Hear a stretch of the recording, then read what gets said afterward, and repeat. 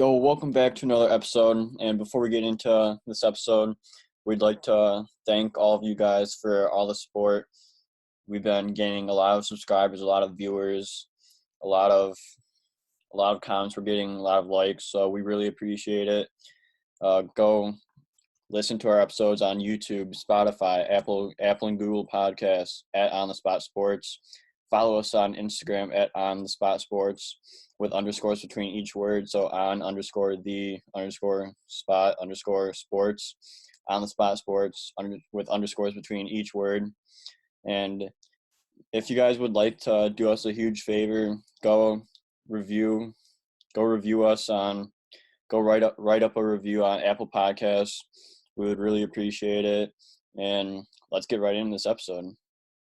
Yo, what's going on, guys? Welcome back to another episode of On the Spot Sports. I'm Jack, and I'm along with Tyler from On the Spot Sports. And in today's episode, we have two very special guests to be covering the NFL draft. So, who are you guys? I'm Kyle. I go to University of Florida, studying sports management and on a track to enter player operations out of college. And I'm Kevin. I go to Liberty University, and I'm a journalism major. And in the fall time, I will be doing beat writing for A Sea of Red, which is a sports media outlet for Liberty University. Yeah, perfect. So, how are you guys doing? I'm doing pretty good. Definitely interesting times, but other than that, though, doing pretty good. Yeah, same here. Currently in Florida, so weather's been treating me nice, and beaches are starting to open up a little more, so practicing social distancing, but at least able to get out of the house. Yeah, at least it's not like 50 degrees, which it is here. But today's 70, so I'm happy with that. Yeah, of course. Yeah, it's definitely been a little bit nicer the past couple of days, but yeah, so I'm enjoying that. Yeah, and it's always nice to enjoy the warm weather, especially when you're not in Florida, like someone. Yeah, so you guys want to get right into it? Yeah, for sure. Yeah. Tyler, do you want to explain what we're going to be doing? Yeah, sure. So, you want me to go or you want to go? No, I thought he said Kyle. That's my bad. Oh, all good. So, yeah, we could either just, pick a team, go through some picks for them, or if someone wants to bring up just any player, we can go right ahead, analyze the pick, just kind of go with the flow. Tyler, do you want to start, or do you want to start, Kyle? Just pick a team or something like that? Yeah, sure. So I felt like the one kind of team that had the most polarizing draft was the Philadelphia Eagles. They're kind of – I personally like their draft, but, they had a lot of interesting picks. They went Jalen Reagor, first round receiver. He kind of had a second-round grade on my board and on a lot of people's boards across. But, he's 5'11", he's 206 pounds. He's got speed for days. I think he can fit in really well, play at the Deshaun Jackson role that they are kind of missing now. Jackson's not really in his prime anymore, so I feel like he kind of fill in that role. And then their shock pick was Jalen Hurts in the second round. Once again, though, a lot of people are ripping on this pick just kind of because a lot of people are still in on the whole Carson Wentz. I don't see the bad value in this pick at all. I kind of like it. Hurts can run. I don't know exactly if he can – they're saying he could play a Taysom Hill role, but I don't know how well he can catch. But he can run really well. He can throw under pressure. And Wentz has had a series of injury problems in the past. As we all know, Foles is on the Bears now, but Foles led him to Super Bowl when Wentz went down. And then the year prior – or the year after, actually, Foles had to step in again and actually took them to, I believe it was the second round of the playoffs. So, Wentz has had injury problems. I think it's good to have a proven backup, at least one that has a higher potential than, taking a guy in the really late rounds or potentially signing somebody undrafted. Yeah, I like your analogy there, though. I think that's just essentially what it is. It was a major shock.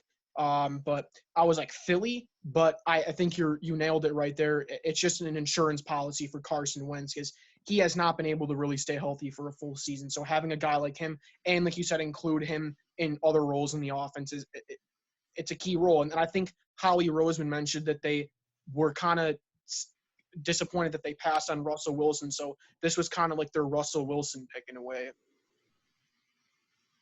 Yeah. Yeah, Yeah. You Right. go. You All go. right. Yeah, definitely. I think the Jalen Hurts pick was definitely a good pick, just because quarterback is such a premium position, and the need to have a good first string quarterback and a good second string quarterback is so vital. Because again, of how physical the NFL is, there's no promises or guarantees for anybody, especially with Carson Wentz always being so injury prone. But so I definitely find it not to necessarily be a pick where that will pay off right away by any means, but we'll definitely be able to just give them further insurance, like you said, in the long run. Yeah, I agree with that. I was actually surprised that Jalen Hurts went the second round or like that late in the second round because he went in the middle, like 53, I believe it was, right? So Mm-hmm. that's Yeah. I was expecting him to go like maybe like a little like further up in the second round, like closer like 40 range, but it's a solid pick for the Eagles for sure, especially with Carson Wentz's injury problems. Do you guys think Jalen Hurts will get a start, or how many games do you guys think he'll start if he starts at any time? Are we talking injuries or no injuries to Wentz? No injuries. I don't think he starts any games. They have a lot of money. I don't know his exact contract off the top of my head, but they've got intense money locked up for Wentz, and rightfully so. When he's not hurt, he's a Pro Bowl caliber quarterback, and definitely shows why he was the number 2 overall pick. The big knock has been the injuries for him, but I don't think I don't think Hurts starts this year, at least if Wentz doesn't get hurt. Like I said, they publicly came out and said they like him in that Taysom Hill sort of role. So if you consider that a start, then I guess technically I could see him going all 16 games. But I don't picture him starting as the QB1 at any point during this year, especially if Wentz doesn't get hurt. Yeah, I Yeah, think the only way Hurts will start is if Wentz gets hurt. Because I mean, you're right. They paid him all that money, like second or third highest quarterback contract ever. You're not gonna just go to a second round guy right off the bat when you paid Wentz how much money to start. So I only see it if Wentz gets hurt. Yeah, Hurts definitely also has a lot of development they'll need to do as a passer, and obviously he has grown a lot since his freshman year at Alabama versus senior year at Oklahoma. But he definitely still needs to grow a lot more, and so it'll definitely be a big learning year for him, being in that backup role as a quarterback. But yeah, he definitely probably unless Wentz has injuries, will not have to start. yeah, I could agree with that, but I'd be s- I could see him getting at least one start just to like see how he does since it's his first year. But unless Carson Wentz gets hurt, then I think it'll be obviously limited playing time. But it'll definitely be a big development thing for him this throughout the season. I think it should be noted too that if you look at the Eagles later on in their draft, they ended up taking 3 straight receivers as well as trading for Marquise Goodwin um, in the middle of the draft in the 6th round. They traded a 6th round pick for him. So that was kind of interesting to see that they ended up taking Quez Watkins out of Southern Mississippi. Like I said, traded for Marcus Goodwin, drafted John Hightower, and then on top of Rager early on. And I thought this was kind of interesting because they have receivers already. I know they lost Aguilar. Not that that's a huge loss for them, but they have Alshon Jeffrey still. You still have Deshaun Jackson. You took Rager in the 1st round. I think it was kind of interesting. I felt like this is where, for me personally, I felt like their draft grade went down a lot for me. I get maybe taking one in the later rounds or just simply trading for a Goodwin, but taking 3 guys, if you include Marcus Goodwin, is technically like a draft pick because he was traded for a draft pick. But adding 3 receivers to that room on top of already taking Rager early on, it just doesn't really do it for me. So I think they kind of slipped up there at the end. But like we said, and then in addition, I think needs to be stated is if they play Hurts in that Taysom Hill type role, he's technically another receiver. Then Hill goes out for routes as well as obviously throwing and running. But and it's always good. I'm always in the philosophy is you can never have enough weapons, but you only have so much draft capital to go around, as well as giving up a pick for Goodwin. So I think that was kind of, they got a little slap happy and a little extreme there at the end. And because not all those guys are going to see playing time. So, I mean, you would think that out of one of those three, one of them would end up stepping up to be at least a decent contributor, potentially as a receiver 3 or a receiver 4 on the team, but you just can't see all three of those guys getting consistent playing time. Yeah, definitely. And there's definitely a good argument to be made of quality over quantity. And it'll definitely just be interesting to see how it all plays out for their final 53-man roster for next year. And I definitely think the Rieger pick, a lot of people are high on him. I'm kind of a little unsure just because his production at TCU was solid, but to be a first-round pick in the NFL draft is pretty important. To have your college production kind of line up with that. So it'll definitely be interesting to see just how he transitions. And especially with the Eagles too, it definitely seems like wide receivers kind of just go there to die. So like there's never been like really like a receiver in Doug Pearson's like play style that has really just been able to like flourish and have like a big year and stuff like that. So hopefully it all pans out for Rieger and the other guys that are going to be in Philly this year. But it'll definitely be have to be a wait and see thing. Yeah, I totally agree there. You guys really hit on the spot there. It'll definitely be interesting to see how the Eagles will do this coming year.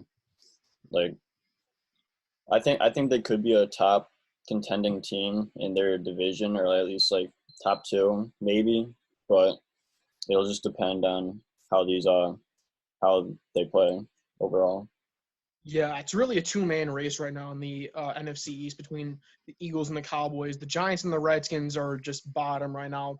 I think the Redskins might have a chance to get better under Ron Rivera, but right now it's between the Eagles and the Cowboys. But I did want to get to another pick in that division.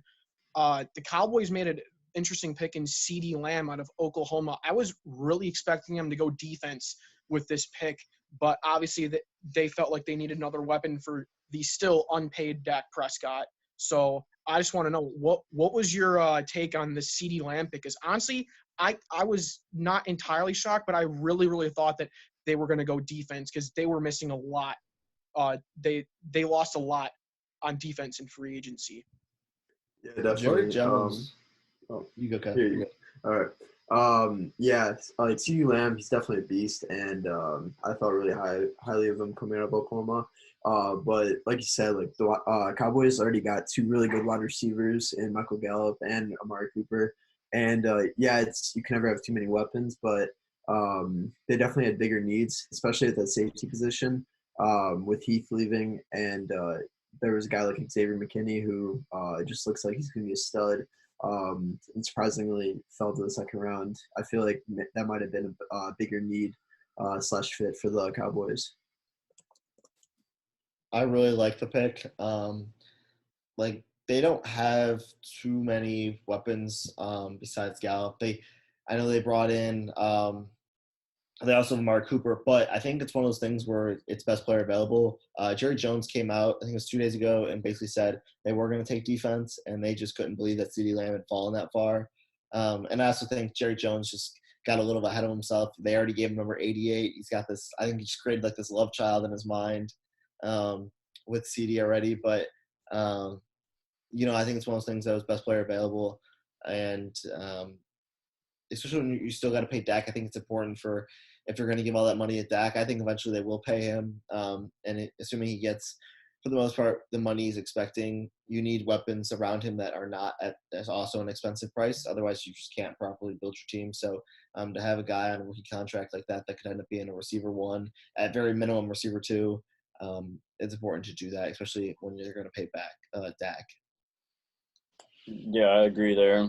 I honestly thought that CD was going to go number 10 to the Jets, but he fell back a little bit more to Dallas at 17, I believe. So, but overall, I think it's a really good pick for them, especially since like it's thinking that Dak's going to get paid. He'll be a huge asset for Dak, and yeah. And also, too, I think another thing to note, just to think how highly the Cowboys think of him is that they insisted on him wearing number 88, which I thought was big, just because the type of players that have worn that jersey number before with Des Bryant, Michael Irvin. So it's definitely just I think the Cowboys are thinking that he's going to be maybe even the best receiver out of that group eventually one day in the next few years.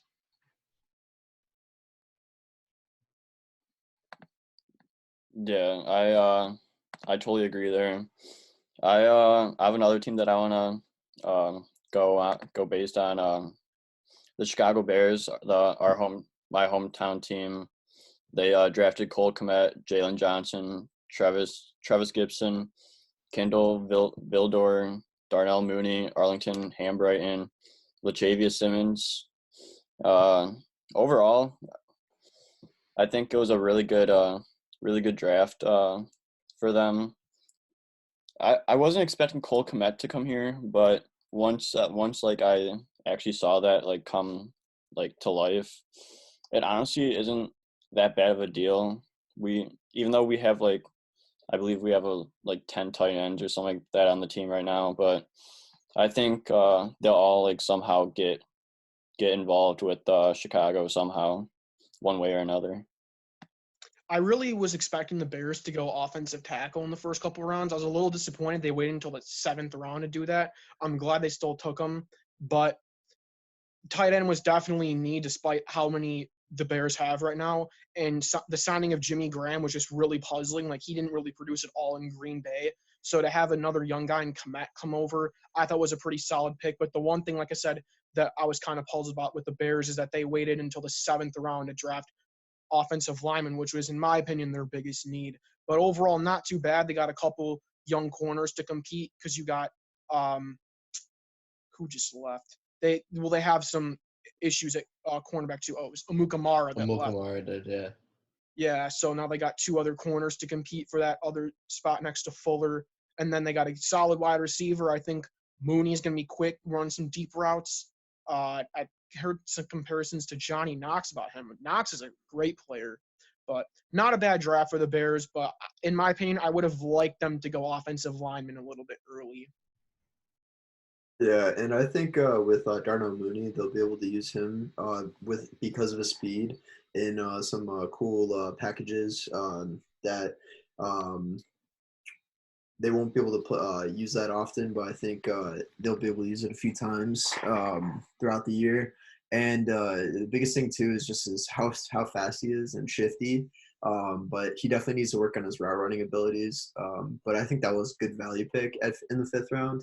And also too, it definitely would have been nice to see an O-lineman go in the first few rounds for the Bears. But ultimately, I think Cole Kmet being the best tight end in the class was a guy you couldn't really pass up, especially being from this area. Of course, you don't want to weigh that into a football decision, but he definitely has a lot of tools to be able to be the complete package type of tight end that can not just block but also catch. And also with Johnson at Jalen Johnson at the 50th pick, I feel like that was just too much value at that pick. Getting a guy that could have won the first round and nobody would have questioned it was huge value. And thinking that he's going to be able to fill that right cornerback position perfectly, I think he'll thrive in that. Yeah, I loved the Bears draft overall. Obviously, I was big on Bears taking a safety in that 2nd round. Kevin knows I really wanted Grant Delpit, but just kind of felt he's first round talent that struggled this year. But overall, I love the Kmet pick. Graham and Kmet play a completely different role, and the Packers were trying to use Jimmy Graham as more as a vertical threat this past year. And just with his age and his ability now, I would say he's more of a east-west than a north-south kind of tight end. So he's not really going to put up the numbers that he used to, but he's still a red zone threat, and it's important to recognize that because we kind of push Kmet more midfield situations and then have Graham go up in the end zone. So I'm excited to see what they do. Jalen Johnson's definitely the MVP pick of the entire draft for the Bears. He's a day 1 starter, whereas everyone else you could argue could or could not be, but he 100% is. He'll opposite Fuller. He'll be starting day 1. And like Kevin mentioned, he was a first-round grade. For some reason, I think it was the shoulder injuries potentially in college that he fell for whatever reason. I mean, every year we have guys fall in the draft, and we don't really understand why at some point. But it was a good pick for the Bears. I also understand the argument for the tackles. I agree. I kind of wanted an offensive lineman early. Charles Leno, I think, could bounce back. I'm not a big fan of Bobby Massey personally. I think he's got some age. He's got a bad contract, but this whole offensive line group was the exact same as it was the past 2 years, except for Kyle Long now being retired. But 2 years ago, granted that was a really good year. Even Mitch was decent that year, but they played pretty solid. They kept Mitch clean in the pocket, and so I think they can get that back to the form that they were before. But outside of that, the guys that they drafted are projects, and you look at the line they have now. Charles Leno was a project.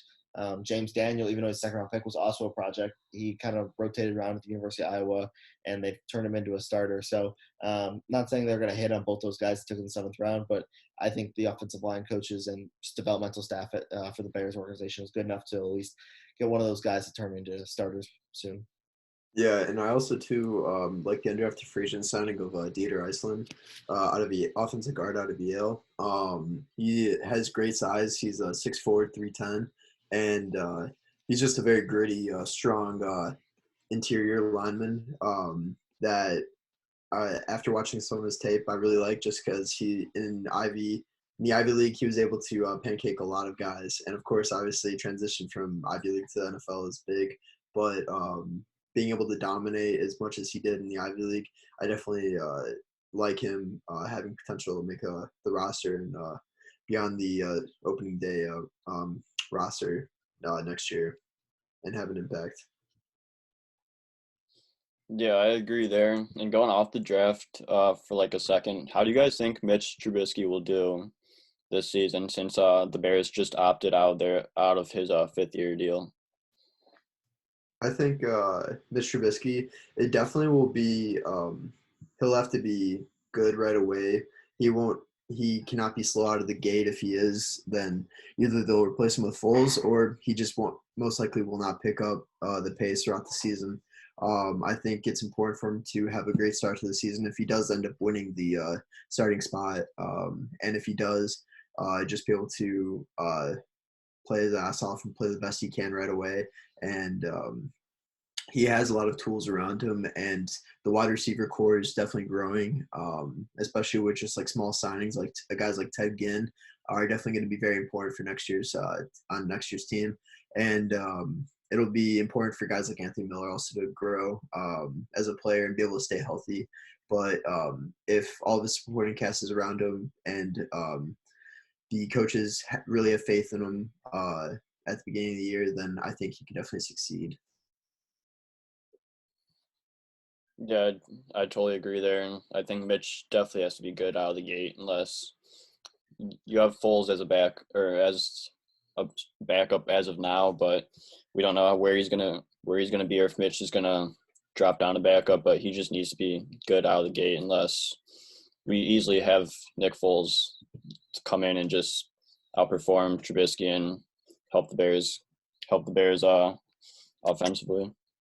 Yeah, I can't personally answer the whole how I think he's going to do. I mean, I think for the Bears organization, the best case scenario is he comes out and is strong and I don't want to say he's like a Pro Bowl or anything, but the thing with him is this defense is so good that he just has to play average. We would have made the playoffs last year. He played historically bad, and we went 8-8. I mean, this defense is so good that if he just plays average, just 15 to 20 range quarterback, we make the playoffs with this defense, and like that's all we need him to be. So that's why it's so frustrating, is because obviously he was a high pick, but he can't seem to even just play average. I mean, I think there's a couple factors that are different that we've never seen before. One, for once in his career, his first time in his NFL career, he has actual competition. Chase Daniels, no matter how bad Mitch was never going to replace Mitch in the sense of talent-wise. Obviously, Chase stepped up a couple times, which I was actually proud of the way Chase played a couple times, both last year and this year. When Mitch got hurt, the year we made the playoffs, Chase Daniels beat the Lions and then almost beat the Giants and went to overtime. This year, almost beat the Raiders, lost in overtime as well, I believe it was, or it was the last second play. and then against it wasn't the Rams, but just didn't play another game, or he beat the Vikings this year. So I mean, throughout he started. Well, he didn't technically start the Vikings game, but it was after the first drive, so I'll just count it. He was 2-2 with his career as a Bears, and as a backup, that's all you can ask for.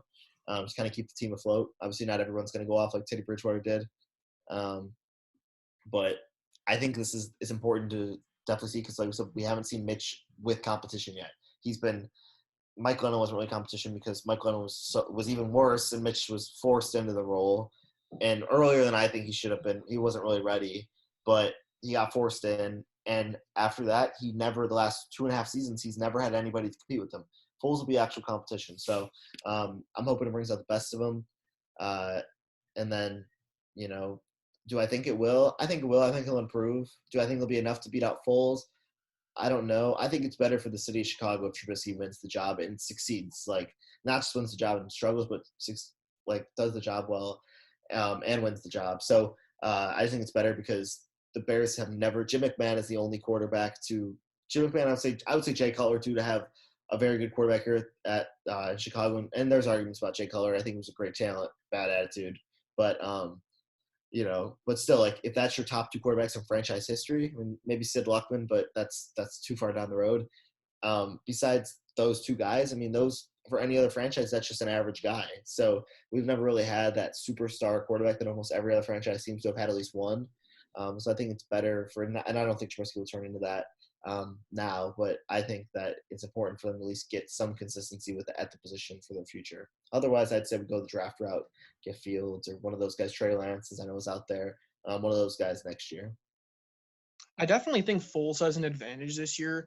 He's coming into this situation where, like you said about Daniel, I agree with you. He looked a lot more comfortable running the offense than Mitch did. And it was after that Vikings game, I think Nagy goes, the offense, just do your thing. And I was like, I've never heard him say that with like trust because it doesn't seem like he really trusts Mitch. But Foles previously working with Nagy in, I think it was Philadelphia and Kansas City, he knows this offensive scheme really, really well. And Nick Foles, whether you like him or not, he had no business winning that Super Bowl for the Philadelphia Eagles. I believe it was 2 years ago. But he was a big-time moment player. I personally think Philly had no business winning that Atlanta game just because he was the quarterback. But he came in a big moment and really took everyone by surprise. And I feel like he could do that this year, even though it might not be a huge surprise. I do want to see Mitch really, really improve, but he's had 3 years to kind of prove himself, and it hasn't gone what people thought it should have, given that he was the number 2 overall pick. But since he knows Nagy and the offense really, really well, and DeFilippo, I believe, is the quarterback coach. He had his best statistical season in Philly. I believe it was 2013. He threw 28 touchdowns and 2 picks. DeFilippo was the offensive coordinator, I believe, for that season, and he's the quarterback coach here. So I was like, it's kind of lining up. Oh, no, wait, I messed up. DeFilippo. It was Bill Lazor. I'm sorry, not DeFilippo. Bill Lazor was the offensive coordinator. So overall, but DeFilippo was the quarterback coach when they won the Super Bowl in 2017. That's right, yeah. But Bill Lazor was the offensive coordinator that year. But overall, I do want to see Mitch succeed, but I just think Foles right now has a better advantage. And he's been around a lot more in a lot more other situations. So I feel like Mitch will give it his best, but Foles is a lot smarter of a quarterback. And I think ultimately, if he doesn't win the job, he might be replacing Mitch within the first couple weeks of the season. Yeah, I think another thing too, if Foles does win out the starting quarterback position, I think a lot of Bears fans should be a lot more excited than what they've already been so far. Mainly just because Foles has had a lot of postseason success. So I feel like based off of what we've seen throughout Foles' career, is you could definitely argue that he's a postseason quarterback. He's been able to win in the postseason. He's been average in the regular season, but for some reason, whenever he gets that postseason, he's just able to succeed a lot better. So I feel like as long as the Bears, everybody else on defense and other players on offense could just produce at a quality rate, having a guy like Foles definitely could still help the Bears be successful and honestly make an impact if they can make it to the playoffs.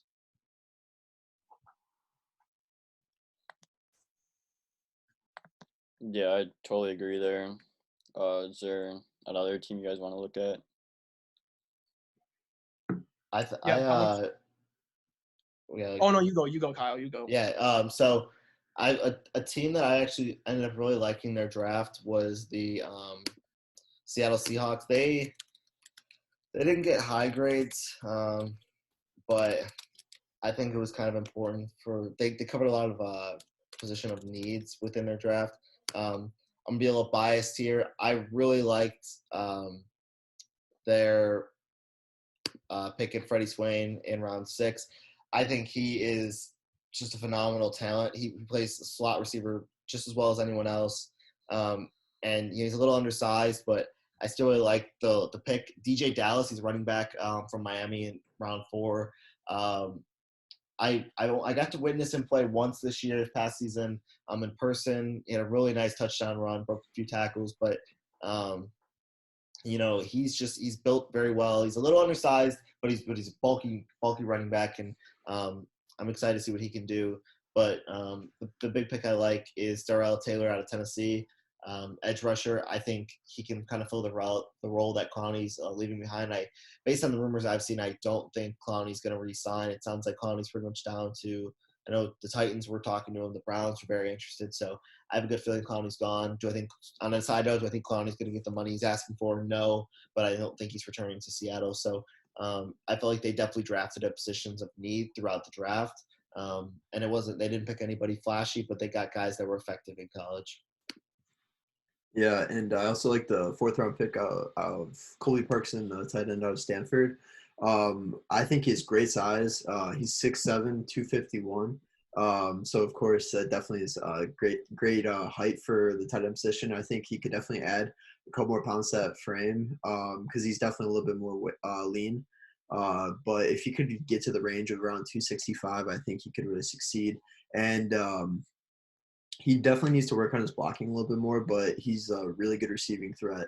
And his strength definitely just allows him to be able to outmuscle a lot of defensive backs. And but not to mention, he also has a decent speed, nothing too crazy.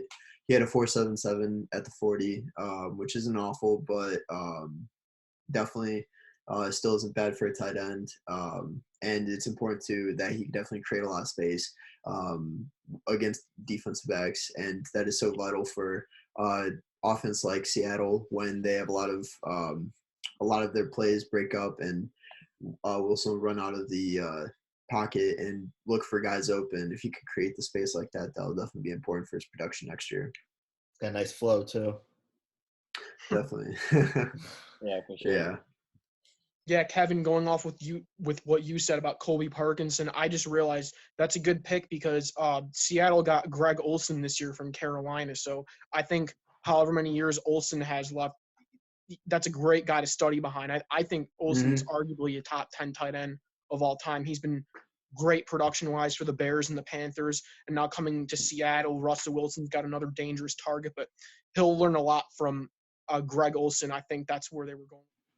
Yeah, Kyle, going back with what you were saying here, back to the defensive line, good pick there from Seattle. But I also think that there's a really big chance that they trade for someone like Yannick Ngakoue from Jacksonville. Obviously, Jacksonville has been very, very adamant about getting picks from. Ngakoue has been just displeased to the maximum level with Jacksonville. So I think there's a very big chance that he can go there. And also, I think Everson Griffin could be another name to look for Seattle on the defensive line. Veteran with the Vikings, just got released a couple weeks ago. So I still think Seattle could add to that defensive line, though. But I like what both you guys were saying there. Yeah, so Seattle seems to have like a thing where like they're not drafting for like this upcoming season, but like the following season, like they're focusing like from like 2 years from now, kind of like a rebuild, but not really, but like building into that next season. And I definitely think it's definitely what they're trying to do here, because I honestly I think some of these players will have an impact on how the Seahawks will do this year, but I think they won't really get like the following season will be definitely like the big time thing where they're like all in, and they could all definitely help Seattle make a playoff run in the next year or two. They've done that historically too. You look back at their draft picks; they've taken a lot of projects. Some have worked out, some have not. But Pete Carroll has kind of done that throughout his NFL tenure. He tends to take guys that aren't immediate rookie impacts, but they tend to step up year 2 and 3. He takes a lot based on size. Corey Brooks, the first round pick, great size. Not a guy I picture year 1 going off. But I picture him, because like I said, he's got the size, so just kind of picture him molding into that role. And they still have a few of those veteran players on that defensive side. So obviously they don't have the Legion of Boom anymore, but they still got some veteran presence there so that definitely help mold those guys, as well as making a trade with the Jaguars potentially, like you brought up, Tyler. The Jaguars are a team I kind of want to transition to. Being down in Florida, Gainesville is about the closest city is Jacksonville, and it is the NFL team now. Granted, the Bucs kind of taken over the storm with everything lately, but it was a team you kind of hear about the most down here. So, and I would not be shocked if they end up with the number 1 pick next year. They're blowing up that team entirely. Leonard Fournette, I cannot picture being here much longer. And with Yannick's still on the team, but the problem with him is there's interest around the league, but teams just don't want to give him a first-round pick that they're asking for. So I might see him going for a few, maybe like a second and a third or a couple thirds. He's got a decent-sized contract as well, which is kind of hurting. But yeah, the Jaguars are blowing up that team. They did bring in the middle linebacker from the Browns, Joe Schobert, I think it is. And I like him. I liked him in Cleveland. I think he's not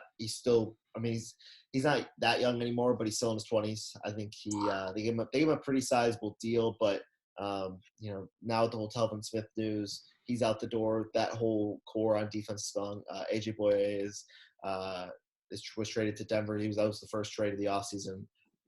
So that defense is non-existent. The offense is nowhere near what it was. Allen Robinson is gone, obviously. Marquise Lee is now gone. Dede Westbrook and Leonard Fournette, but even though Fournette's going to be gone soon, Dede Westbrook is the only remaining piece on offense that was part of that Super Bowl run that they had in 2017, I believe it was. That I think we can all agree they should have made it to the Super Bowl that year. But that's it. I mean, Tyler Eifert's in at tight end now. He's a question mark. I've always liked him when he's healthy. Just one of those guys that's never seemed to be healthy. But the talent's evident when he's on the field.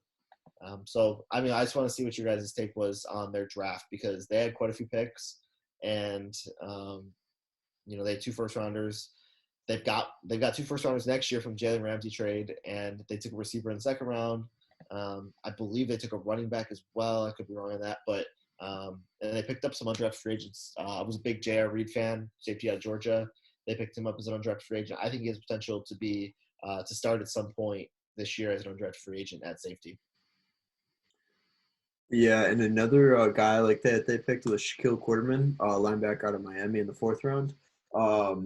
I think he definitely was very productive in college. His senior year last year, he had 15 tackles for loss and 107 total tackles. So that's definitely good that they're getting a guy that was very productive and has played against good competition. A biggest thing I noticed of his play is that he needs to work on his change of direction when he's going to tackle in a lot of guys. If a receiver tries to change direction, sometimes he could be a little stiff and it could be hard for him to be able to tackle him in that change of direction. Yeah, I like the. Oh, go ahead. Sorry, Kevin. I had one more thing. I just remembered. No, you're good. He's also very durable too. He never missed a start in college, so I think that's definitely important to be able to get guys like that, because the best ability is availability. So I think that was smart by Jacksonville to get a guy like that. Yeah, going off the Cordman pick, I've heard he's a great leader, or he was a great leader at Miami. And when you're in this rebuilding process like Jacksonville, you really want a guy that's going to step up and like take charge of not only your defense, but just the locker room in general. So Cordman was a great pick. Colin Johnson out of Texas, wide receiver, who I think was another good pick. Very, very productive alongside Devin Duvernay. Another good target for Gardner Minshew. But then obviously going with your little bias pick here, Kyle, I got to go C.J. Henderson out of Florida, one of the top corners in the draft, obviously, outside of Jeff Okudah. and you look at them trading Jalen Ramsey and Bouye, they desperately needed cornerback help. And I think edge was the other somewhere along the defensive line, but cornerback was obviously the biggest need. And Henderson really, really evolved in this, I believe, 3 years down in Gainesville. So really, really good pick. But I'm going to be anxious to see what Jacksonville does if they have the first pick next year, because I'm honestly a Minshew fan. I think Jacksonville should ride it out with Minshew, but I think everyone knows the honest answer. If they get that first pick, who do you want for the future, Trevor Lawrence or Minshew? Not even a question. Yeah, and the thing is that, I mean, you said you're a Gardner fan. I like Gardner as well, but the thing is, if you have the number one pick, how well is he really performing? You know, that's kind of, even though he doesn't really have much weapons around him, you know, still, I think a big thing too, and this isn't really something that I've seen talked about with CJ as much as I think it should be, is especially going to Jacksonville. I mean, Kevin and I have discussed this before, but as you guys probably know, what's the main thing that caused Jacksonville to kind of blow up? They had a terrible culture problem there. Every single guy seemed to be more an eye player than a team player, and that was pretty much across the board. C.J. Henderson as a corner does not do that. He's a very quiet guy. Obviously, every corner seems to have a little bit of cockiness to them. I think it's just part of the play in the position. But he's a very quiet guy. He's the opposite of Jalen Ramsey. And you know, and even size-wise, the big thing, and honestly, I think Henderson, and Brandon, I'm probably going to take some heat because I have the bias. I think Henderson's more of a lockdown corner than Okudah is. I think Okudah has better size. I think would have made some better plays in college. I think more like Okudah more turnovers and just made some more bang plays. But Henderson, I mean, I'm blanking on the stat right now, but it was 1 reception and 70 attempts or something like that. It was some absurd number, and no other corner did that in college.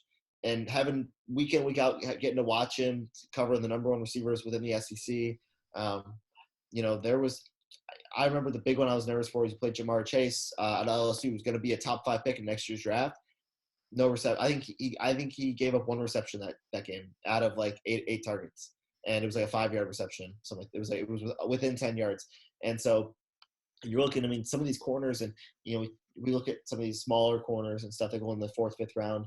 Well, they're not guarding, you know, they're good talents, but they're not guarding the top receiver. To have a guy like C.J. Henderson or Okudah who is guarding the number one receiver of each team on a week in and week out basis and be so successful at that, I think it's a good sign for any team that's taking him. So I like the Jags pick. I don't blame the Lions for taking Okudah first. He has the better build. And being from Ohio State, they seem to produce talent very well over there on a consistent basis. I mean, outside of LSU, you know, breaking the records this year, Ohio State, I would say them and Alabama continuously have the most picks taken each year's draft. Yeah, just like you, I'm all for C.J. Henderson.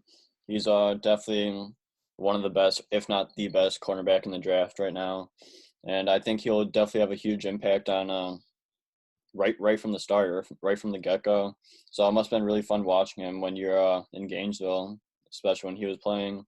So another pick that I think was really good for the Jaguars was Josiah Scott.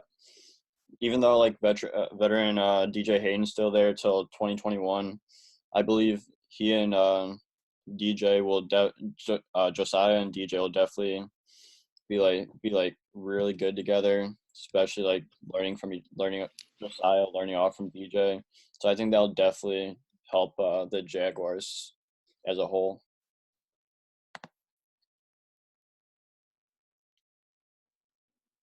Yeah, I got another team though. If you guys want me to go, Yeah, go nope. right ahead.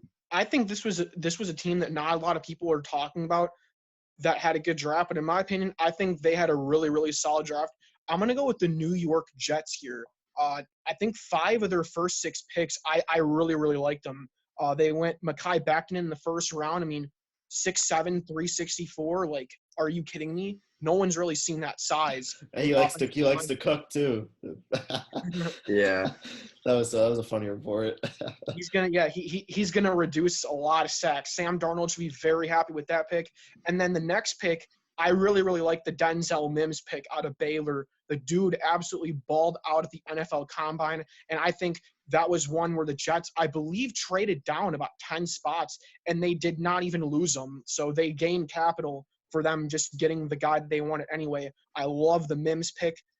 Ashton Davis out of California. I was doing a little bit of research on him. incredible athlete, started off in track and field at the University of California, Berkeley, and then goes out and is a walk-on at football and plays safety, and great returner, great safety, very, very athletic. I think that'll really, really help putting him with Jamal Adams in that backfield. And then more Florida picks, Kyle Jabari-Zuniga, really, really talented rusher. I saw him get to the quarterback a lot. I believe he was hurt a couple games last year, so Yeah, that's he missed about minus. half the season. Yeah, that's the minus right there. But putting him next to, I believe, Quinnen Williams and all those guys up there, that's a really, really solid pick. And then LaMichael Pirine, he went off in the Orange Bowl against Virginia. Really, really like this pick again. Him and Le'Veon Bell. Le'Veon Bell's had some health issues as well, so I feel like him being a more of a catchback, Bell being the runner, is going to really help this Jets offense. And then the last pick that I want to go to that I liked for them was Bryce Hall out of Virginia. Lockdown corner in a weak ACC conference. Virginia had a great season last year. They're coming up with Bronco Mendenhall. But really, really good pick again. And I believe they did lose a cornerback this year. But I really, really like the New York Jets draft. Like, most people are talking about teams like Miami or Denver or other teams like that. But I was really, really, really impressed by the Jets. They are not really a team that usually drafts very good. But this year I was impressed with the way they picked. Yeah, I think another great pick too that they made was Braden Mann, punter out of Texas A&M. Of course, obviously, picking a punter is not the most sexiest pick, but he definitely produced very well in college. His career average was 48.9 yards per punt, which is very, very impressive. That's around the length of what a veteran NFL punter does. So being able to do that in college, thinking that he can only get stronger, and that he's still so young, I think that's super important. And also, he has really good control with his punts, which I think is such a vital part for being a punter, because if you could have that good control to be able to get the ball into the area that you need to get into and be able to get in good positioning for your defense the following play, I feel like that's very vital. Yeah, and I think punter position definitely isn't the sexiest, but they definitely improved there through the draft. Yeah, I really enjoyed the Jets draft route. Like, kind of like Tyler hit. There was very few picks that they had that I felt they missed on. I think Becton's going to help Darnold not see ghosts as much anymore, so that's important. But P. Ryan, I think, is going to be a good 1-2 punch with Bell. I don't think of a better situation he could have really gone to in terms of his play style. I think that's really going to help. Darnold has tended to have some ability of doing a lot of checkdowns too. He's a checkdown type quarterback. He can throw the ball deep, but he throws a lot of under routes. He did it with Robbie Anderson quite often as well. So I think it'll be a good spot for P. Ryan to go. Zuniga, he's the one guy that I felt kind of got drafted a little too high. He had a third-round grade before the year. He was hurt half the year, so I was kind of shocked he still got taken in the third round. His thing is John Grenard, who he played opposite of at UF this year. I felt like Grenard's going to be a better NFL talent. Zuniga is much better size. He just looks better looking in terms of like just build and athleticism. But Grenard is the stats machine. He's the one. I mean, I don't remember how many sacks he had, but week 1 against Miami, Grenard alone had like 4 sacks, something absurd like that. And so Grenard was just the one consistently getting to the quarterback, making the plays. He had a couple touchdown returns. So I don't talk about the Jets, but I think the Jets, if you're going to take one of the defensive ends for Florida, I think I would have rather had Grenard. I think he's going to end up having a better career than Zuniga. Zuniga reminds me too much of Ja'Kai Polite, and we all pretty much know what kind of happened there. That was third-round pick that turned into a dumpster fire, didn't even make the team out of training camp. So, I'm not so high on Zuniga. But like I said, he has the size, he has the attributes. If he's coached properly, I think he'll be just fine. And then Denzel Mims, honestly, he's a side-by-side replacement for Robbie Anderson. They got a cheaper version of Robbie Anderson. They didn't have to pay him the price tag that Carolina did. They got younger, and Robbie Anderson, I don't believe he has a lot of injury problems, but Mims is a little bit of a bigger build as well. So I think it's important too. Robbie Anderson's a little too skinny for me. I feel like with Robbie Anderson's size and speed, it helps, but you get these guys, and obviously it's kind of Lamar Jackson's very skinny as well, but he seems to have no problem in the NFL. But those kind of guys scare me a little bit because they're getting hit by 300-pound guys, and it just takes one wrong hit. So, but I like Mims a lot more than I think Rob Anderson was fit there. So I really like the draft. I think they hit needs all over the board, as well as just getting best player available as well. Yeah, just like you guys, I'm really, really impressed with how the Jets drafted this year. Definitely, Becton and Mims were definitely like the best picks that I think the Jets could have gotten, and I think they'll definitely have an impact like right away. I'm curious to see how James Morgan's going to do, and like when he's going to get his time to shine, and how he will end up performing since he went 4th round, 125th overall. So I'm not too sure about that pick, but I honestly think Jabaria Zuniga might be like an underdog type situation, and I think he definitely do something with the Jets this year, or within the next few years. He could definitely be that underdog guy. Yeah, I think Morgan was the one pick I didn't really like personally. I liked Morgan as a player from what I saw. Obviously, small school guy. FIU is still D1, but smaller D1 program. Did pretty well. He came over from Bowling Green. Didn't really do much there, but obviously did pretty well at FIU. I just don't like the fit with the Jets. They have a young quarterback. Darnold's still pretty young.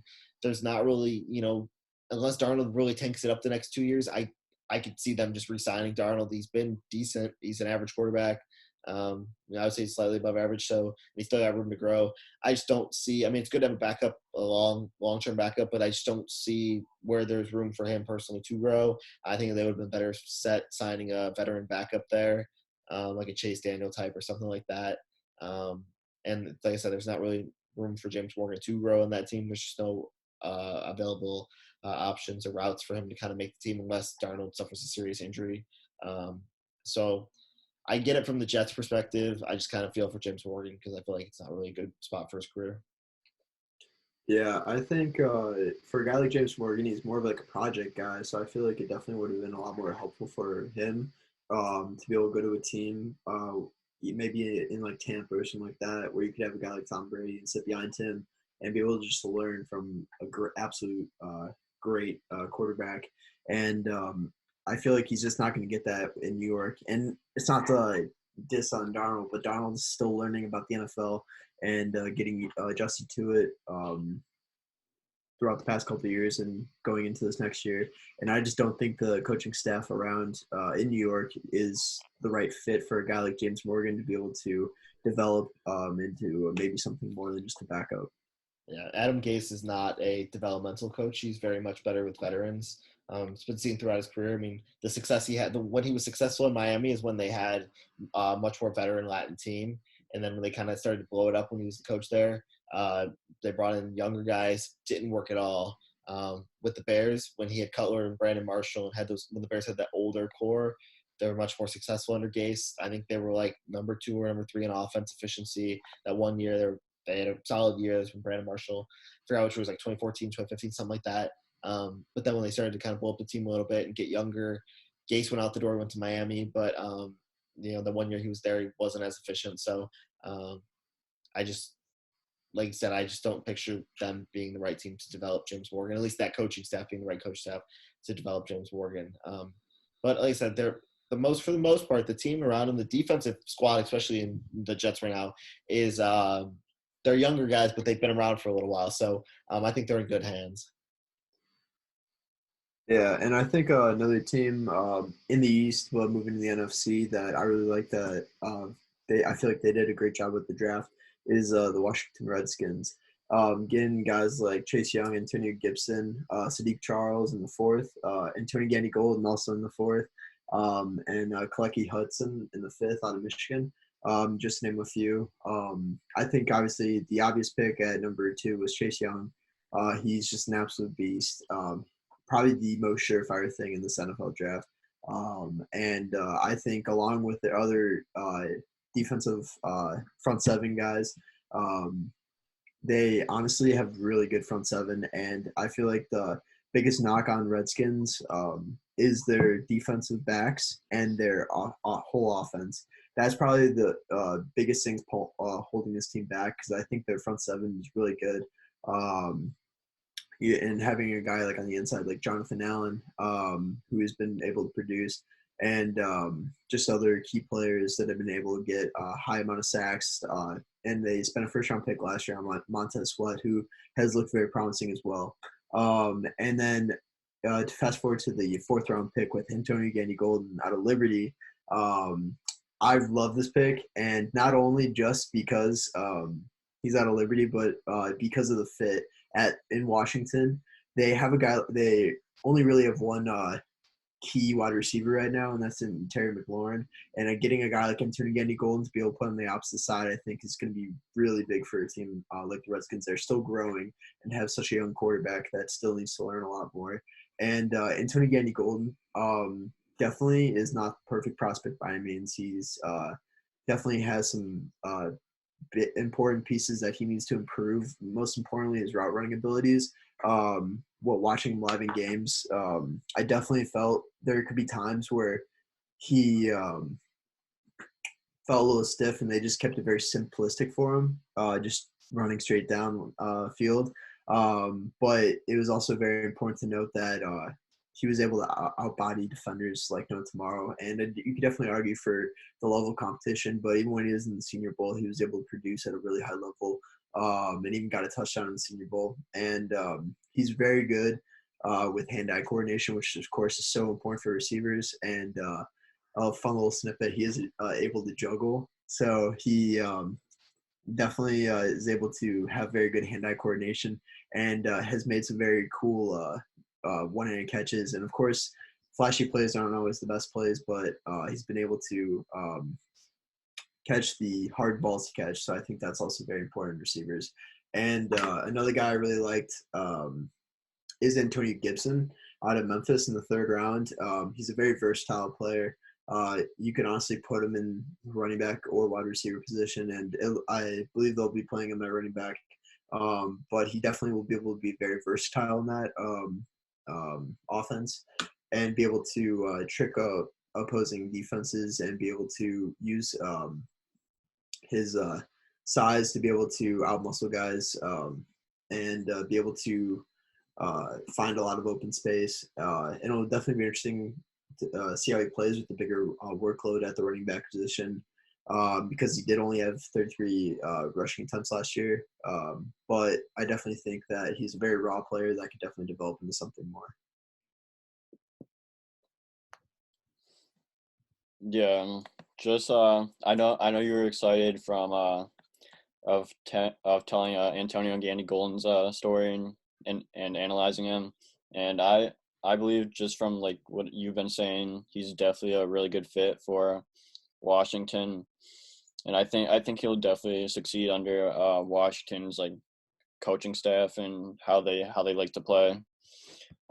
Chase Young obviously went number 2 overall. He's a really good defensive end out from Ohio State. So like Kyle said earlier, Ohio State has a lot of great players that end up going to the NFL. So I believe that their draft was really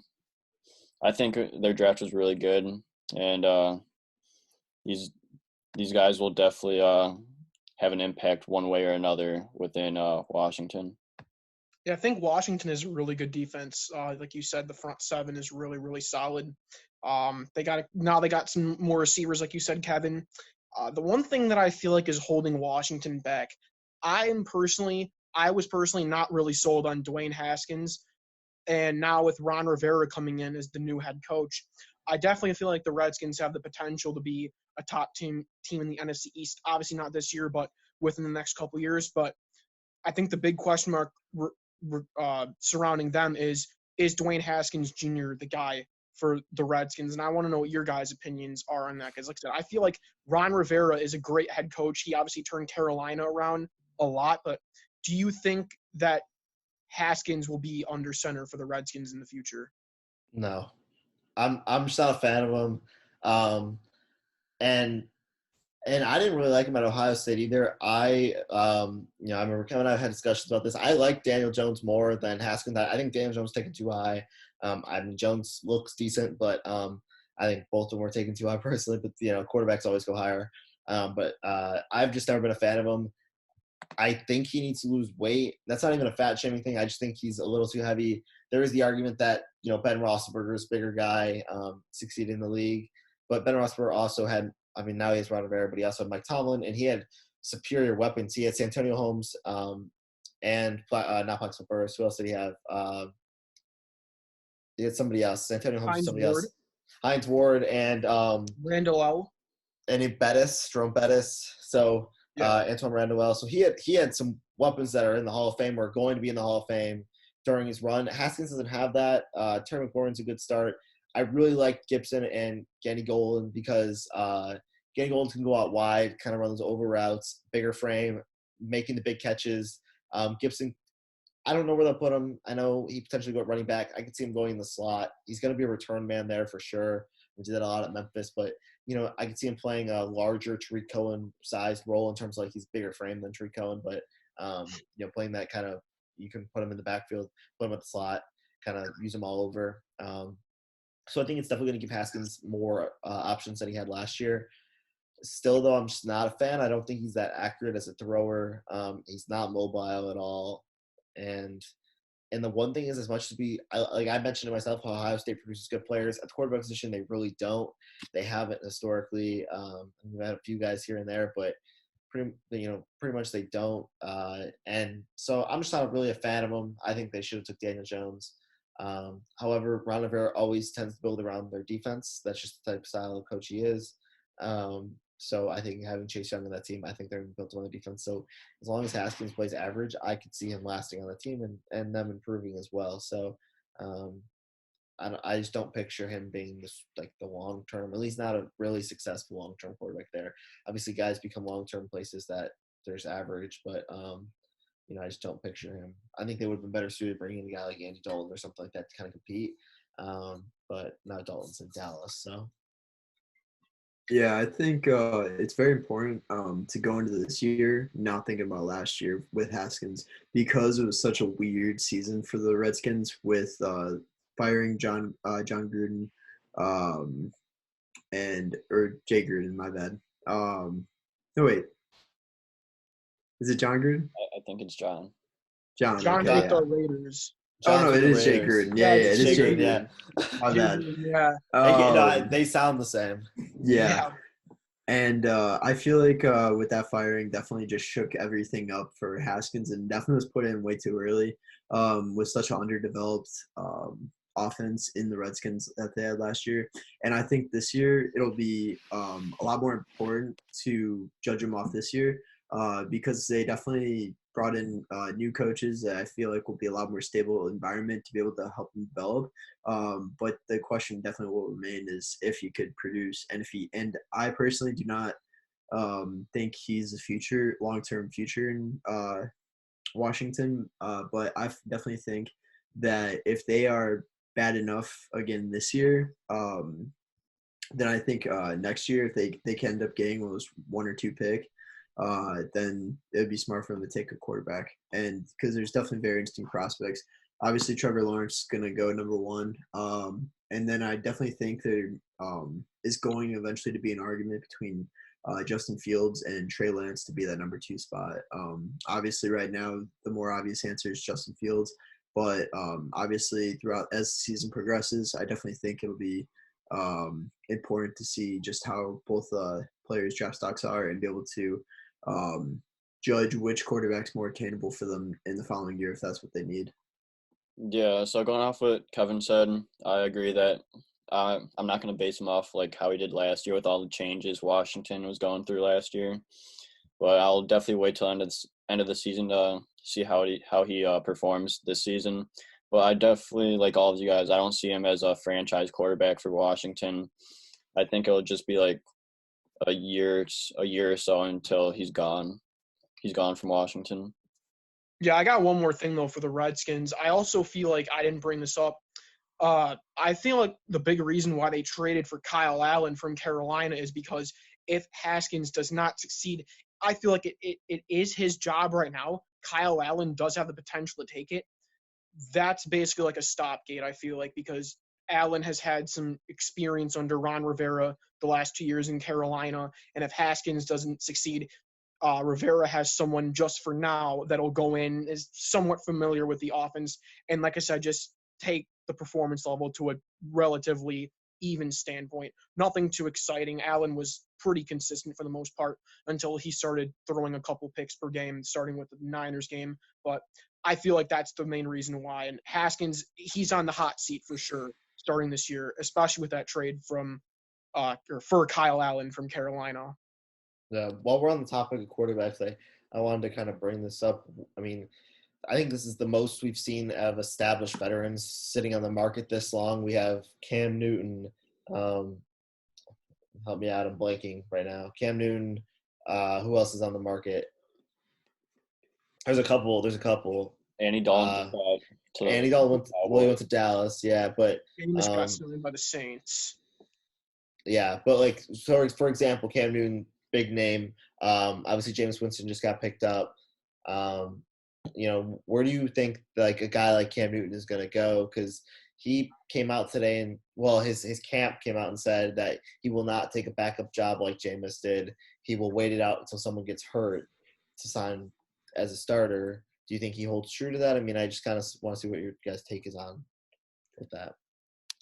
If he does hold out till someone gets hurt, then I definitely think an interesting situation would definitely be Pittsburgh, just because Roethlisberger's had so many injury issues in the recent past, and they're definitely a very win now mindset because the rest of the team is very impressive. They finished 8-8 last year, and that was with Mason Rudolph and Ducky Hodges finishing out the season. So I definitely think like that the rest of the team is very competitive, but it's just a matter of if Roethlisberger gets hurt, pulling in a guy who definitely still has playoff experience and definitely could take them the distance in the playoffs. And I think a guy like Cam Newton could be that guy. Of course, though, if he doesn't wait till someone gets hurt, I've heard maybe even the Chargers, because a guy like Tyrod Taylor, as of right now, I assume they're gonna have Tyrod Taylor start over Justin Herbert and have Justin Herbert sit at least for a little bit of the season. But maybe if they want to try to be even more competitive right out of the gate, bringing in a guy like Cam Newton, cutting Tyrod Taylor, and just being able to start the season out with Cam Newton and try to stay as competitive as possible. And if they feel like they want to wait out the season and see how Cam Newton does, or if they want to pull in Justin Herbert, I definitely think that could be an option too. Yeah, Joe Flacco's still on the board as well, which is something to keep in mind. He really didn't do much for Denver last year. Got pulled halfway through the year, but he's established better mind. I could see him taking a job with, like, before even Big Ben were to get hurt or anything. I could see him signing with like Pittsburgh or something as a backup. I could see him taking a backup role, whereas Cam claims he won't. But the thing is, I mean, New England's pretty much saying they haven't said anything, but they're acting like they're going to roll with Stidham. So, they obviously have a plan. We don't know what that plan is, but, I don't see a place where Cam could go. And I like the idea of the Chargers. I just don't personally see it happening, just because, like I said, obviously things change, market value changes. Cam can't really dictate his own future anymore. But I just couldn't picture him going to a place where he would have to compete three-way competition. I think he'd probably go to a place where it'd be like a one-on-one competition than a three-way competition, especially because no matter how good Cam does, they just took Herbert at 6. Herbert is the future there. They're going to give Herbert a chance to be the future there. But I mean, we'll see. Injuries obviously dictate everything.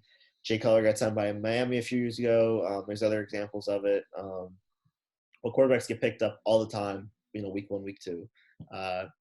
Look at Teddy Bridgewater's an easy one. Granted, he was signed before the season, but, he gets thrown into that role, plays about a third of their season. So, we'll see what happens. Yeah, definitely Cam Newton's situation is definitely up in the air right now. Like you said, New England's probably gonna go with Stidham, but nothing's like said and done. So I think the best option for Cam Newton's to go to the New England Patriots, but like you said already, Stidham's probably gonna be their guy. But I could also see the Chargers, him going to the Chargers, but I also see what Kyle you just said about giving Herbert a chance to be like the franchise quarterback, and it's definitely an interesting situation for Cam Newton.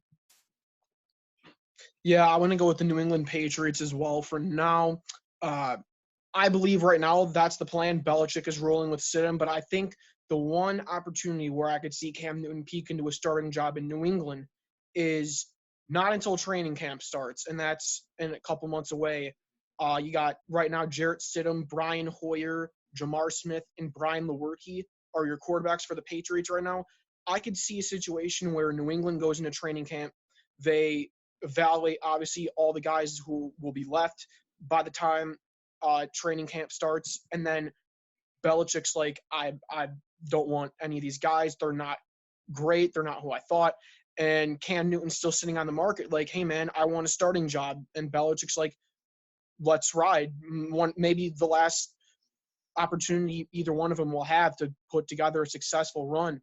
So I feel like right now there are no open jobs for Cam Newton, but I feel like the Patriots right now would make the most sense for a starting job, given that they really have four almost nobodies on their roster. No dissing to any of them. It's just fact. But Kevin, I liked your point about Pittsburgh there. Roethlisberger's health, obviously a huge concern with that big surgery he just had, and I could see him maybe waiting it out because I don't think Roethlisberger has more than 2 years left, and Pittsburgh's got a pretty solid roster as it is. So I think Cam's gonna have to wait a couple more months for his time. I kind of have another two teams that I wanted to look at. They're both in the AFC West division, the Las Vegas Raiders and the Los Angeles Chargers. I'll start off with the Raiders. You got Henry Ruggs III out of Alabama. I took this as a pretty big shock because I thought CeeDee Lamb was for sure going to be the first receiver off the board, and it turns out he fell right into Dallas's hands at 17. Then you got kind of the question pick in the first round. You got Damon Arnett from Ohio State.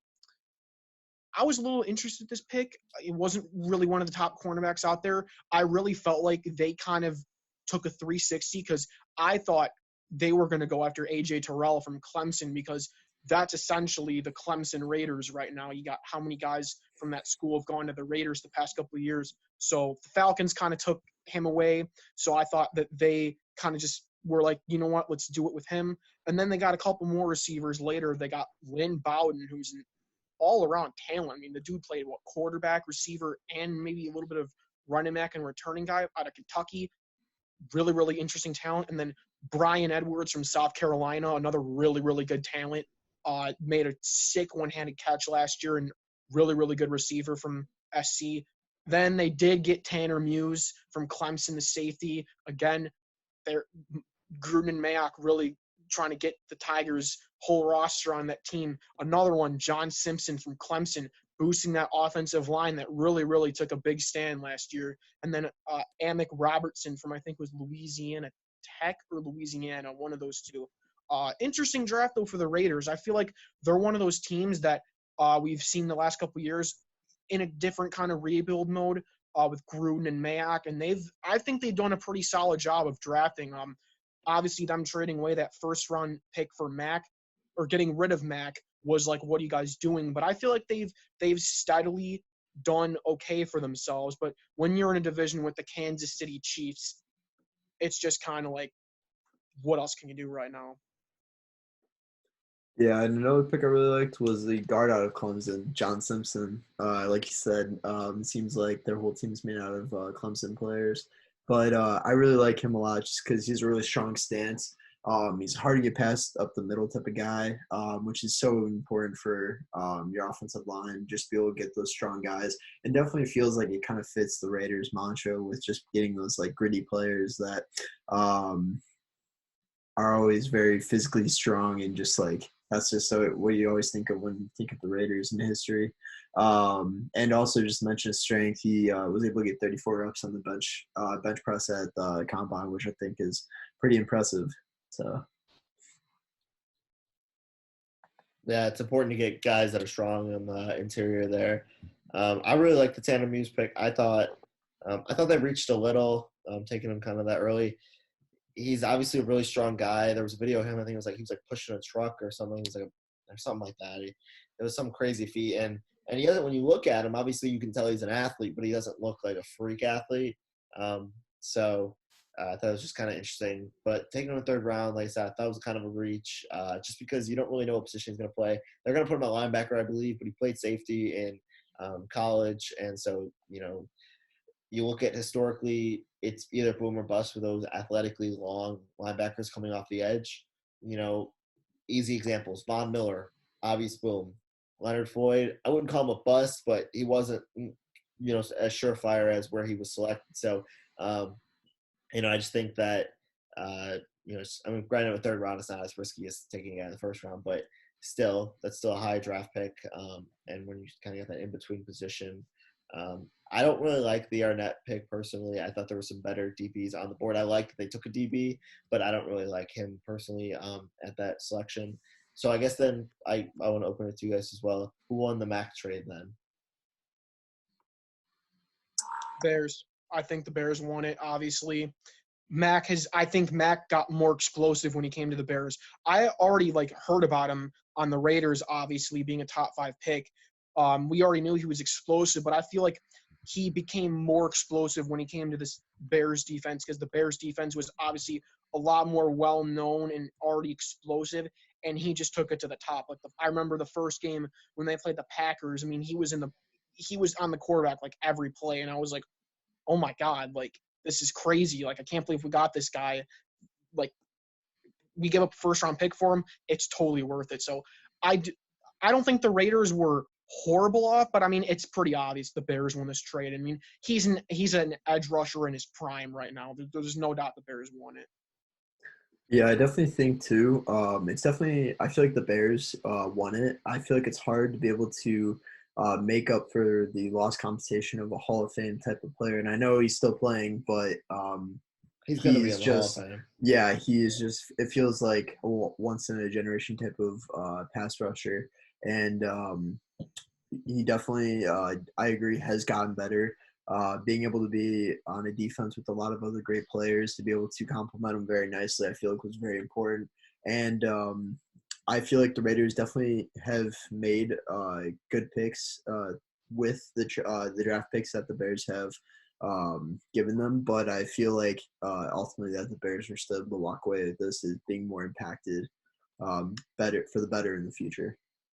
Yeah, I definitely agree with all you guys. I definitely think the Bears definitely won this trade. So just like Tyler said, he definitely got more explosive when he came to Chicago. He became a better player overall with Chicago, and he helped push the defense to become better. The Chicago Bears defense was already pretty good, but when he came here, he pushed it over the edge, be one of the top defenses in the league.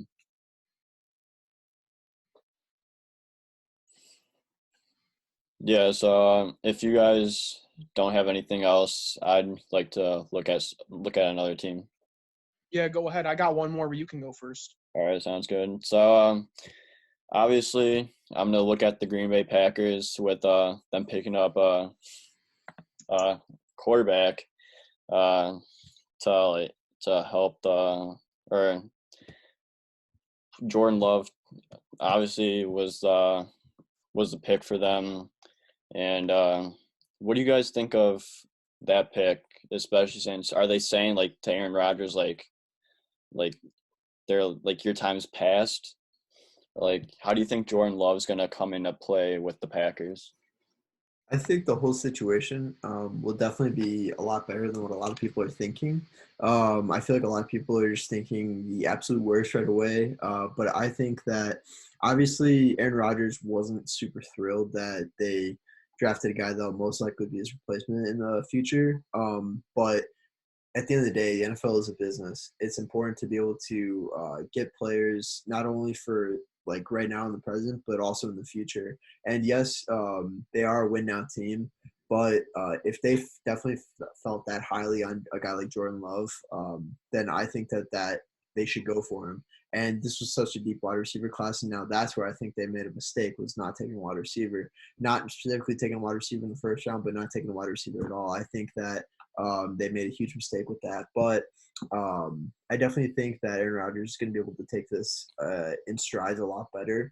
And another thing to note is that the money, the dead salary cap or the dead cap money is just way too big right now for the next few years. So I definitely think Aaron Rodgers isn't going anywhere, and I especially don't think he's going to the Bears. But I definitely think that he'll still be able to produce for the next few years. But hopefully, if they get a guy like if the guy they got in Jordan Love could ultimately become his heir apparent.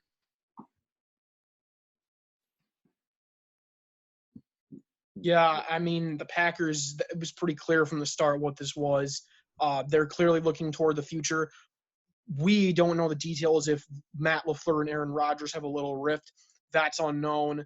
But obviously, Rodgers' statistics dropped off a lot, and I could see Green Bay wanting to go that direction. It's pretty similar for what they did back in 2005 with Brett Favre. They took Rodgers to kind of sit behind him, and obviously that situation has worked out. But Kevin, you brought up a great point. 36 wide receivers were drafted in this class, and the Packers didn't draft one of them. That's pretty disappointing considering who really was catching the ball last year for them other than Davante Adams. Mhm. Davante Adams is a great player, but you need a guy that can go along with him in that supporting cast. And signing Devin Funchess wasn't horrible, but it's not great either. And like I said, with all those guys in the first round, and even in the second round, you couldn't get one wide receiver. Honestly, very disappointing for Green Bay. But I think the Packers might be in a little bit of trouble now, considering, like I said, they don't have a lot of weapons outside of Davante Adams. And then the second round pick, they went for a running back, and they already their running back led the league in rushing touchdowns last year. I was like, come on, Green Bay. Like, Aaron Rodgers has got to be a sad man now, not a bad man. So I feel like the Packers, they really missed the beat a lot. I think they had probably the worst draft. Like I said, just the 36 wide receivers like that. Each team could have grabbed one whole receiver and maybe a couple more for other teams, but they didn't get one wide receiver. So I think that was a trademark on that draft for them. Yeah, definitely. They definitely needed a wide receiver, but unfortunately, they didn't go after one, even though they had 36 opportunities to at least get one wide receiver, maybe even another one. But I think it'll definitely affect them. But like Tyler said, Davante Adams, he's one hell of a player, and he's but they definitely need that other player, the other wide receiver as well. But going back to like the Jordan Love thing, it was definitely very interesting. But like Kevin, I like how you said like Green Bay's like on a win now scenario situation thing, and I believe that Aaron Rodgers is gonna play to like maybe to like Tom Brady's age. I could definitely see him going to like mid-40s playing. He's in great shape right now, even though his statistics have fallen a little bit. But I still think that Aaron Rodgers still has some time, and Jordan Love's just there to get the experience and the knowledge from Aaron Rodgers.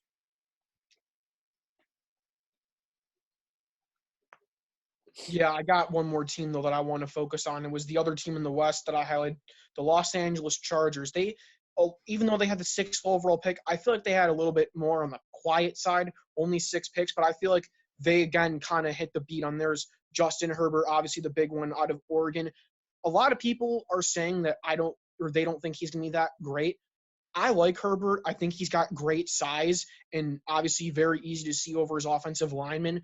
Chargers have a really good receiving core, something he didn't necessarily have at Oregon. He had more of a better offensive line, but now he's got Keenan Allen, Mike Williams, franchise tagged Hunter Henry. Good move for them.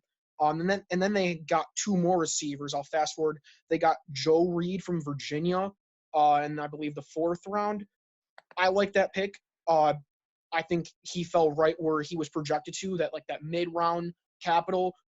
He was producing a lot at Virginia last year, so I really like that pick to go along with the receiver staff.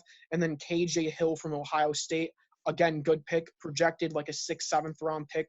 And then he's more of a speedster kind of guy, but again, good pick.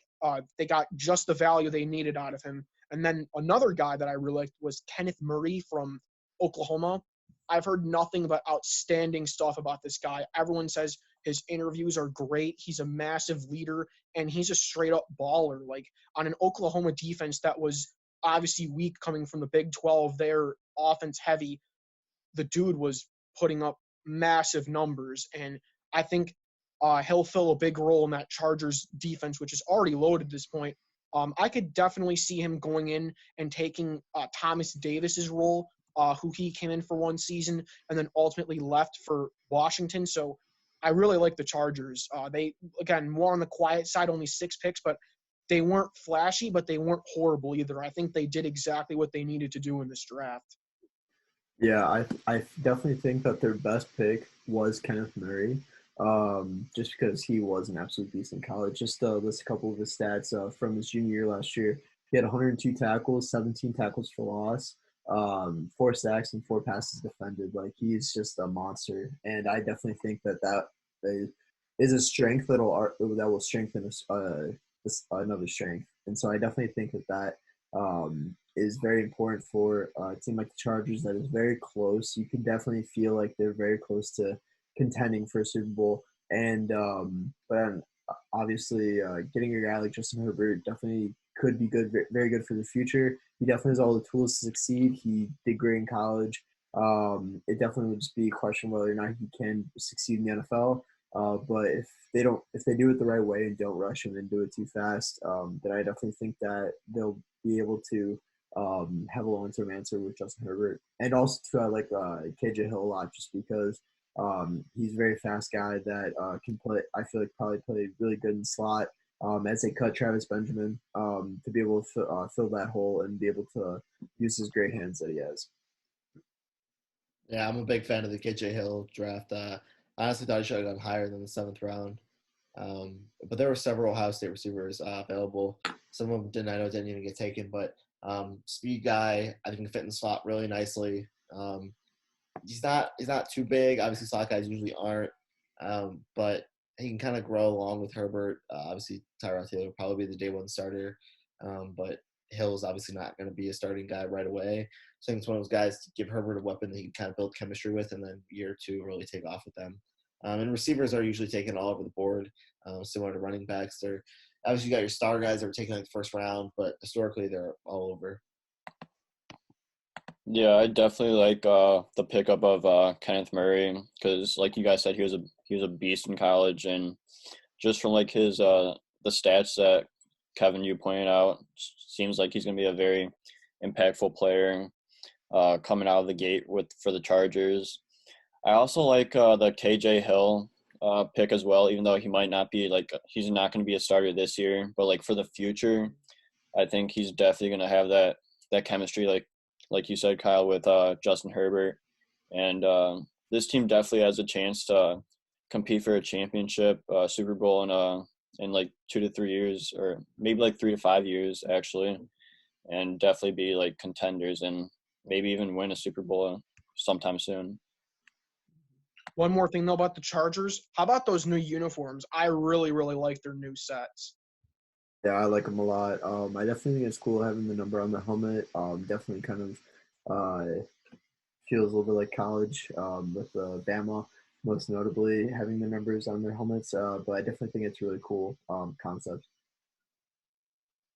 Yeah, I also really like the jerseys and the set, especially the numbers on the helmets, just like unique because you don't see that in the NFL now. But I definitely saw that with Alabama, but like in the NFL, you don't usually see that. Yeah. So, do you guys have any other teams that you guys want to cover or anything? No, I thought we covered a lot. We did. Oh, Yeah. I got everything. Yeah. So thank you guys so much for coming on. It was a blast analyzing this draft with you guys, and it's nothing but fun. Hopefully, we can get you on another episode soon. Yeah, for sure. definitely. For Thanks for us. having us. Absolutely. Hell of an episode, guys. Thank you so much for coming on and giving us your analysis. Yeah, I'm glad you guys asked. I definitely had a good time, and I definitely would be looking forward to another time. Yeah, for sure. Yeah, sounds good. It was a 10 out of 10 episode for us.